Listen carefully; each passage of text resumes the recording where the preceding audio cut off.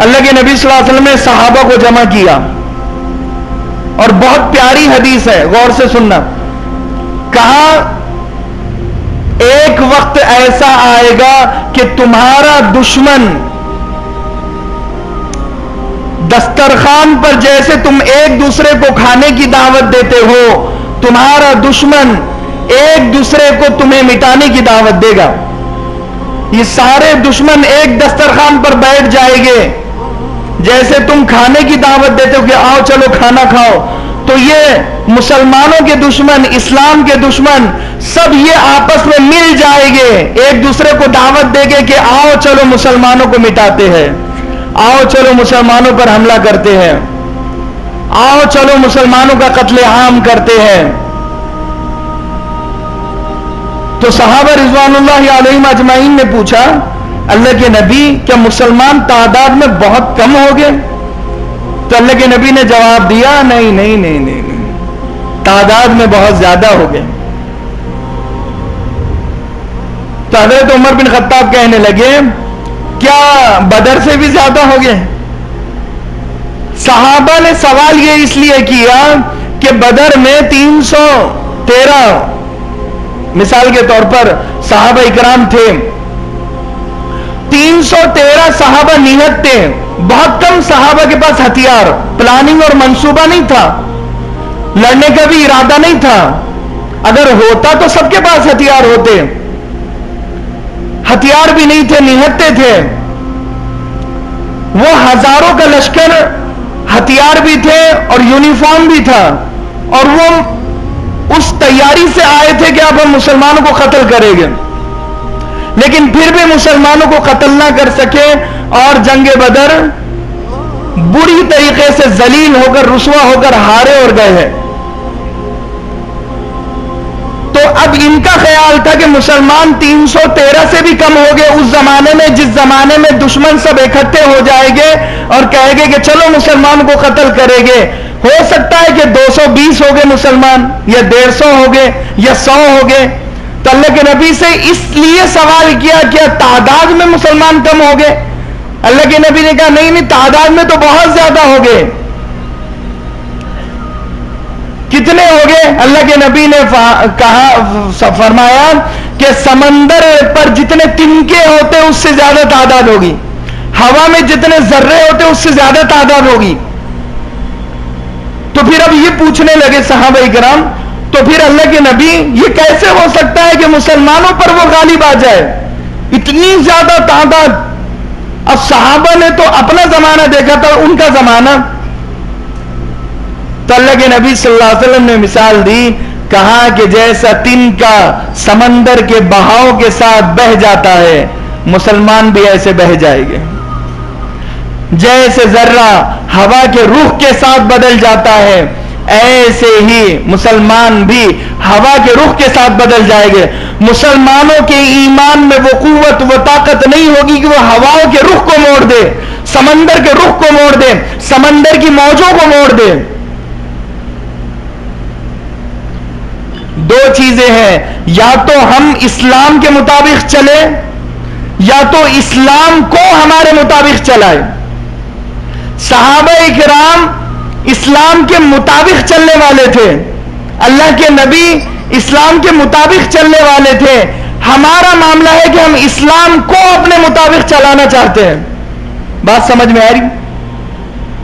Time ملا تو نماز پڑھیں گے، زکوٰۃ دیں گے، ٹائم ملا تو تلاوت کریں گے، ورنہ نہیں. یہ ہے اسلام کو، دھرم کو اپنے مطابق چلانا.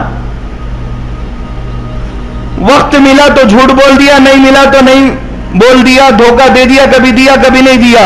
یہ ہے اسلام کو اپنے مطابق چلانا. شادی بیاہ کے لیے نماز کو بھول گیا، نماز نہیں پڑھی، یہ ہے اسلام کو اپنے مطابق چلانا.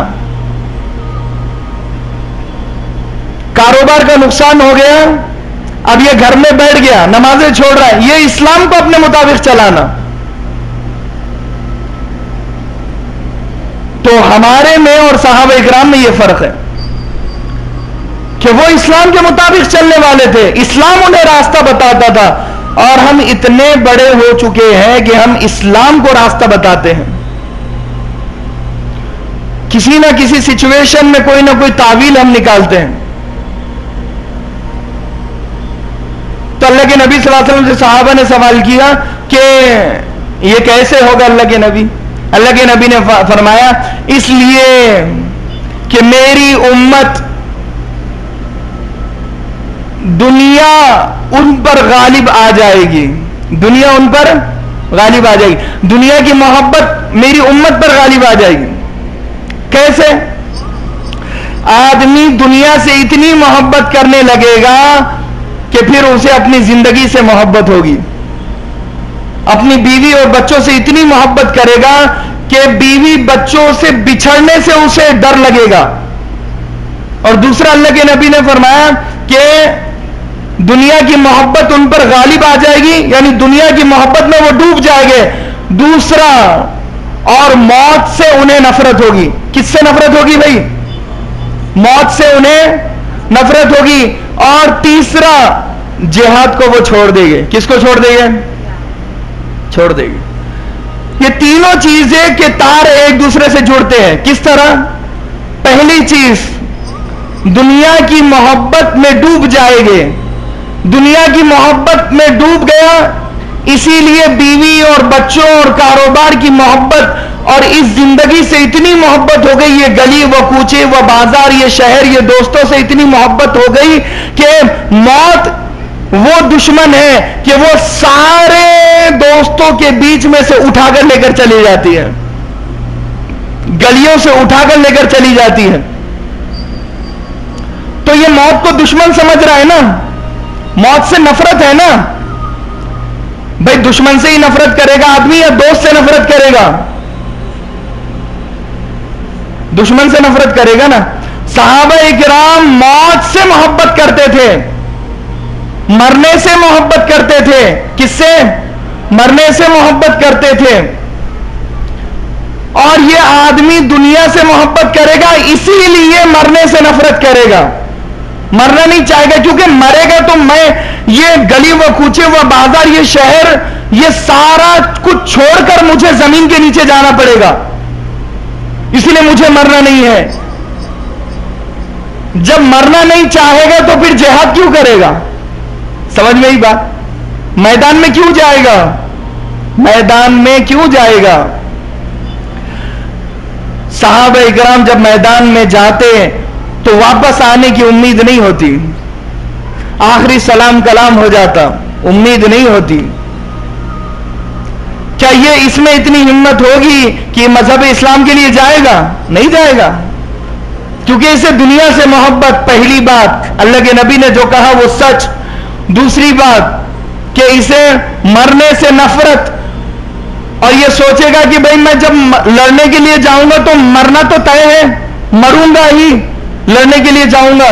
اسی لیے نہ لڑو اور نہ جاؤ، گھر میں بیٹھ جاؤ چھپ کر. گھر میں بیٹھ جاؤ چھپ کر، ٹینشن ہی نہیں. اللہ کے نبی صلی اللہ علیہ وسلم نے فرمایا کہ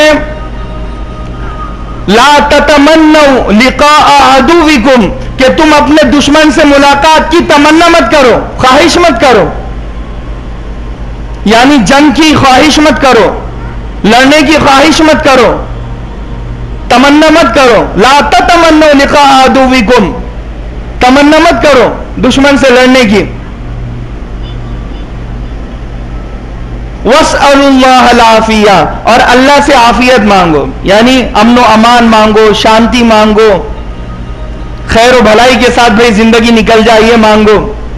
فَإِذَا لَقِيتُمْ فَاثْبُتُوا، لیکن جب دشمن آپ پہنچے اور تم پر حملہ کرے اور جنگ کی کیفیت قائم ہو جائے، فَاثْبُتُوا، تو اب ثابت قدم رہو، اب پیچھے مت ہٹو، اب پیچھے مت ہٹو.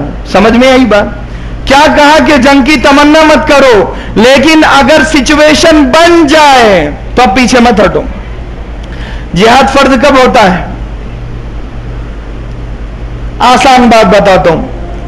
مثال کے طور پر کہ ناندیڑ پر اگر کسی نے مسلمانوں پر حملہ کیا ہے، اب اس سچویشن میں ناندیڑ کے مسلمانوں کے لیے سیلف ڈیفنس کے لیے جہاد فرض ہو جاتا ہے.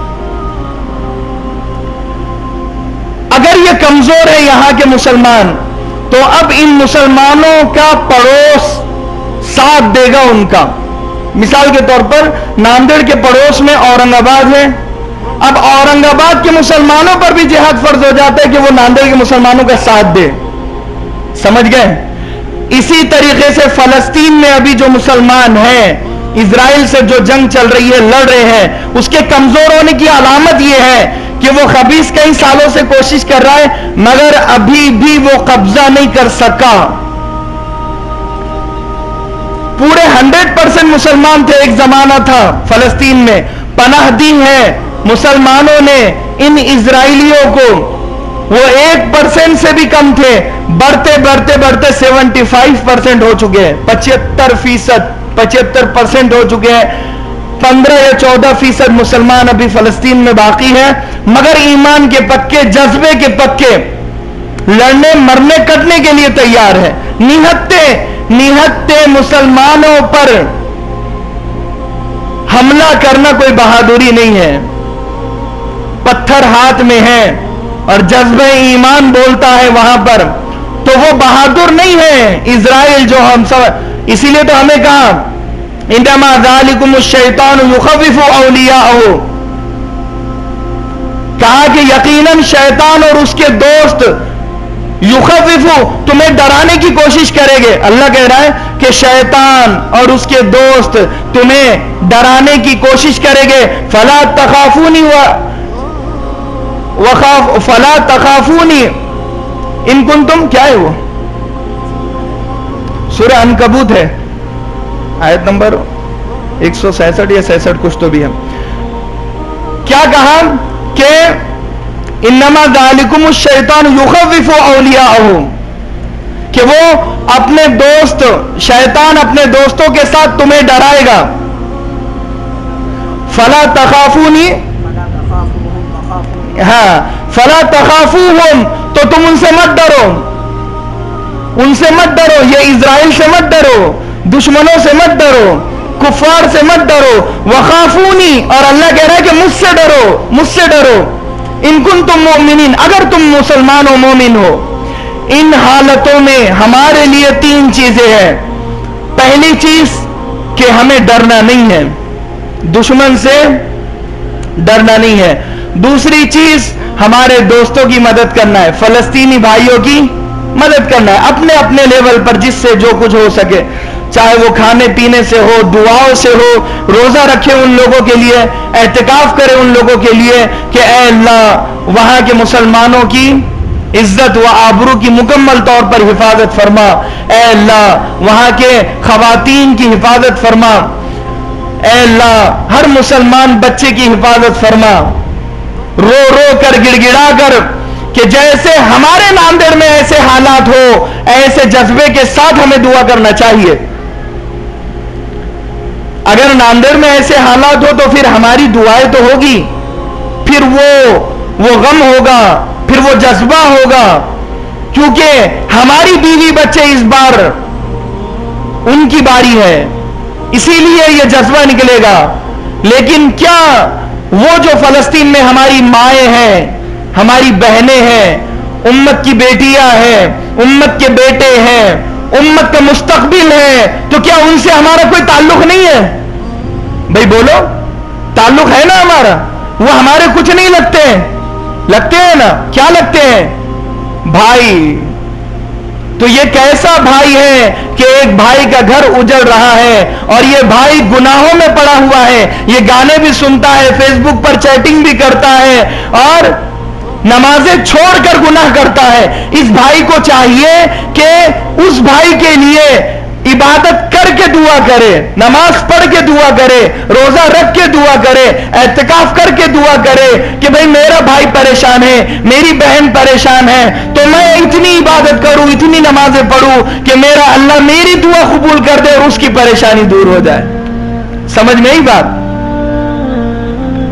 اللہ سے ڈرنا ہے، اس کے علاوہ کسی سے نہیں ڈرنا ہے.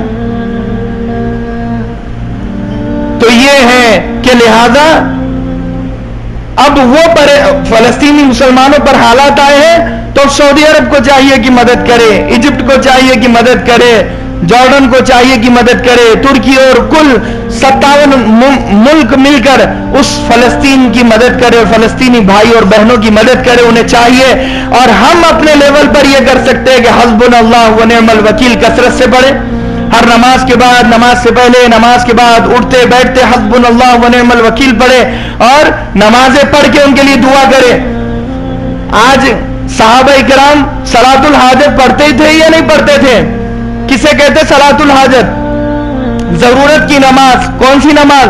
जरूरत की नमाज, मुसीबत की नमाज, कि मुसीबत आए, हालात आए, परेशानी आए तो ये नमाज पढ़ के उस परेशानी को दूर करने वाली नमाज को सलातुल हाजत कहा जाता है।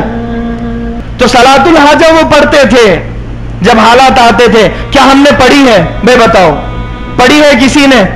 जब से फलस्तीनी मुसलमान भाइयों पर हालात आए हैं, क्या हमने 2 रकात नमाज पढ़ी है कि ऐ अल्लाह उनके हालात दूर हो जाए? पढ़ी है? क्या हमने भाई होने का हक अदा किया? हक अदा किया? नहीं किया। एक आंसू भी हमारी आंखों से निकले हैं? नहीं निकले हैं। आंसू निकले, ज़ारो कतार रोए, सदका व खैरात करे, एहतिकाफ रखे, एहतिकाफ करे, रोजा रखे, अपनी माँ बहनों और बेटियों को कहे कि रो उनके लिए। औरत जब रोती है तो उसका रोने से अल्लाह का अर्श हिल जाता है। माओ के रोने में वो तासीर है कि जब कोई माँ हाथ उठाती है तो अल्लाह उसके हाथ को रायगा जाने नहीं देता। जब हजारों करोड़ों अरबों खरबों माए उन माँ और बहनों और बेटियों और नौजवानों के लिए मांगेगी तो क्या अल्लाह सुनेगा? नहीं सुनेगा। और अल्लाह चुनेगा एक ऐसे खित्ते को और एक ऐसे मुसलमानों को जरिया बनाएगा जो उन दुश्मनों का कान पकड़कर, औंधे मुंह लिटाकर, जलील और रुस्वा करके उन्हें वहां से घसीट कर निकालेगा।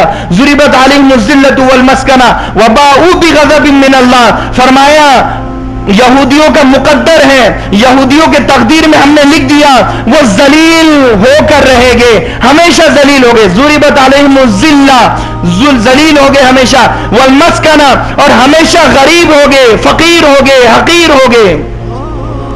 वबाऊ बिग़ज़बिन मिन अल्लाह और हमारा गुस्सा उन पर हमेशा रहेगा। अल्लाह की लानत है ऐसी कौम पर। तो अल्लाह हमारे साथ है और क्यों नहीं होगा? भाई बताओ, यहूदियों को कौन कत्ल करेगा? मुसलमान। कब कत्ल करेंगे? जब दज्जाल आएगा, उसका पहला दिन होगा, आखिरी दिन होगा हजरत ईसा अलैहिस्सलातु वस्सलाम का। दज्जाल का पहला दिन, दज्जाल का आखिरी दिन होगा और हजरत ईसा अलैहिस्सलाम का पहला दिन होगा। जब वो आसमान से उतरेंगे, पहला काम दज्जाल को कत्ल करेंगे। वो कत्ल होगा जिसके लिए इतनी तैयारियां कर रहे हैं। तो ये एक दिन का मामला है, एक दिन में एक लम्हे का मामला है। खुदा की कसम, हजरत ईसा अलैहिस्सलाम उतर जाए तो वो पिघलना शुरू हो जाएगा, पिघलना शुरू हो जाएगा। जैसे नमक पिघलता है ऐसे पिघलना शुरू हो जाएगा। उसकी क्या हैसियत, क्या औकात है कि वो मुसलमानों के सामने टिक सके? पिघलना शुरू हो जाएगा। हजरत ईसा अलैहिस्सलाम दूर से उस पर हमला करेंगे, मर जाएगा। और फिर यहूदी छुपते फिरेंगे दरख्तों के पीछे, पत्थरों के पीछे। हर पत्थर बोलेगा कि आ जाओ मुसलमान, मेरे पीछे यहूदी छुपा हुआ है। हर दरख्त बोलेगा आ जाओ मुसलमान, मेरे पीछे यहूदी छुपा हुआ है। हमारे साथ इस दुनिया के, इस कायनात के दरख्त है, पत्थर है, अल्लाह की कुदरत है। फिर डर किस बात का है? फिर खौफ किस बात का है? कि वो जमाना ऐसा होगा, माहौल ऐसा होगा कि पत्थर पत्थर बोलेगा, जर्रा जर्रा बोलेगा, पत्ता पत्ता बोलेगा कि यहां यहूदी छुपा हुआ है। और फिर मुसलमान इन्हीं हाथों से उनके गर्दन को काटेंगे। सफाया होगा, सलेब को हजरत ईसा अलैहिस्सलाम तोड़ेंगे, खिंजीर को कत्ल करेंगे, उसकी नस्ल कशी हो जाएगी, नस्ल खत्म हो जाएगी। और फिर ईसाइयों की मेजोरिटी भी तो हमारे साथ हो जाएगी। ईसा अलैहिस्सलाम को जब देख, हजरत ईसाई भी तो मसीहा का इंतजार कर रहे हैं और दज्जाल भी मसीहा का, यहूदियों ने बेवकूफ बनाया है, ये मसीह दज्जाल का इंतजार कर रहे हैं, लेकिन ईसाइयों को कह रहे हैं कि हम ईसा मसीह का इंतजार कर रहे हैं। इन्होंने उनको साथ ले लिया, भाई ये भी मसीहा वो भी मसीहा, दोनों मसीहा का इंतजार कर रहे हैं। मगर یہ دجال والے مسیحا کا انتظار کر رہے ہیں اور یہ عیسیٰ والے مسیحا کا انتظار کر رہے ہیں. تو انہوں نے عیسائیوں کو اپنے ساتھ میں لیا اور اسی لیے تو اتنی تباہی پھیلائی ہے. جب حضرت عیسیٰ علیہ السلام عیسائیوں کی آنکھوں کے سامنے ہو گئے, حضرت عیسیٰ علیہ السلام خود کہیں گے کہ تم شریعت محمدیہ پر چلو, کلمہ پڑھو. خدا کی قسم اس وقت ساری قوم عیسائی اس وقت کلمہ پڑھے گی اور مسلمان بنے گی. جتنے عیسائی اس وقت موجود ہو گئے سب کے سب اسلام میں داخل ہو جائیں گے. پھر تو اور ان کی میجورٹی اور تعداد کم ہو جائے گی, پھر یہ اکیلے بچ جائے. پھر سارے مسلمان یعنی وہ عیسائی جو لیٹسٹ مسلمان ہوئے نئے وہ سارے مل کر پھر انہیں مارے گے. تو یہ ریزلٹ ہے, یہ نتیجہ ہے, یہ اینڈنگ ہے جو مجھے بھی پتا ہے, آپ کو بھی پتا ہے, ہم سب کو پتا ہے. پھر ڈر اور خوف کی اس بات کا نہیں. فلسطین کے ہر بچے کا جذبہ جیسا ہے ہمارے ہر بچے کا جذبہ ویسا ہونا چاہیے. فلسطین کی ماں اور بہنوں اور بیٹیوں کا جیسے جذبہ ہے اس شہر کی ہر ماں بیٹی بہن کا ایسا جذبہ ہونا چاہیے. ہوگا؟ اللہ تبارک و تعالی سے دعا ہے کہ اللہ کہنے سننے سے زیادہ ہم تمام کو عمل کی توفیق نصیب فرمائے. بھائی کون کون بتائے روزہ رکھے گا, اعتکاف کرے گا؟ کرے بھائی, ہم تو رکھے گا. بھائی بتاؤ کون مانگے گا وہاں کے مسلمانوں کے لیے دعا ہے؟ بتائے بھائی. ارے بھائی ابھی بھی ہاتھ نہیں اٹھ رہے ہیں, کیا بھائی ہے نہیں؟ مانگیں گے سب. اللہ ہر ایک کو قبول فرمائے. واخر دعوانا الحمدللہ رب العالمین, توفیق اللہ.